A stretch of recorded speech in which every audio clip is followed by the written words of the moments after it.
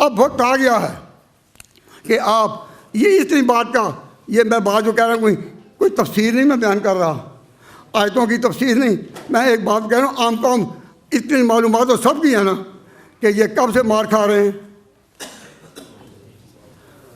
कब से 100 साल से ज़्यादा हो गया, और कब तक।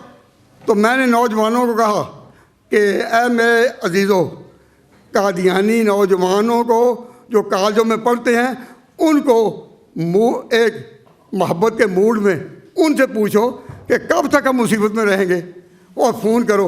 उनको एक मजमून लिख कर दे दिया, हमने एक मजमून शाया किया उर्दू और अंग्रेज़ी में, और कहा कि उनसे पूछो हम कब तक मार खाते रहेंगे।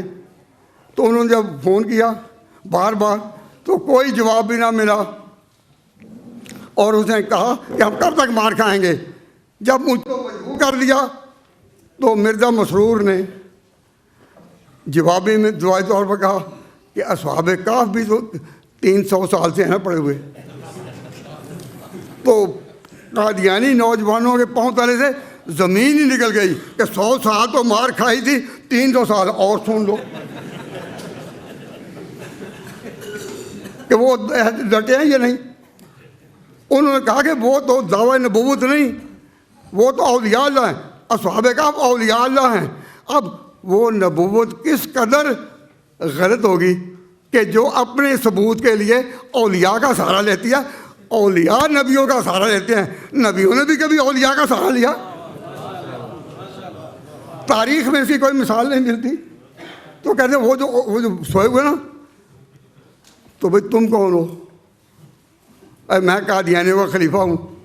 तो वो जो सोए हुए हैं उनका निगरान कौन है? वह कल्बुहुम बासितुन ज़राअह बिल वसीद। कुरान कहता है कि जहाँ असहाबे काफ अंदर लेटे हैं उनकी निगरानी के लिए वह कल्बुहुम बासितुन ज़राअह बिल वसीद। तर्जुमा करेंगे अगले मुकर्रर जो हैं।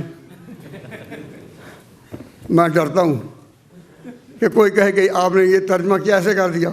मैं कहता हूँ बस कुरान काफ़ी है, मैं तर्जुमा नहीं करता।